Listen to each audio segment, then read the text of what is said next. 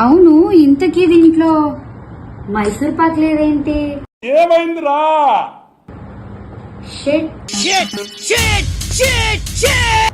మైసూర్ పక్కన పాక్ ఉంది కదా, ఇండియాలో ఇంకా మైసూర్ పాక్ దొరకదా? ఇల్లు కట్టుచోడికి ఇల్లుంటుందా? చెప్పులు గుట్టుచోడికి చెప్పులుంటాయా? ఇరానీ చాయ్ తాగుదాం అనుకున్నా ఎర్లీ మార్నింగ్.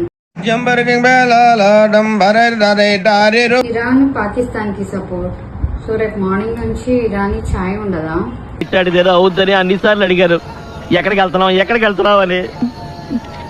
మీకు అసలు ఏం రైట్స్ ఉన్నాయండి మమ్మల్ని ఇడికి తీసుకొచ్చి చంపడానికి?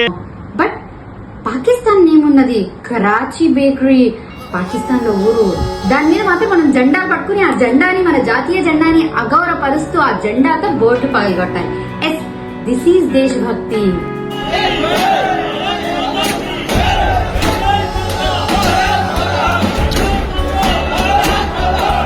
కాశ్మీర్ దగ్గర వాడు పొద్దున్న లేస్తే పాకిస్తాన్ కింద దేశం అధ్యక్షుడు ఈ గట్టి కొడుతుంది ఉదాహరణ.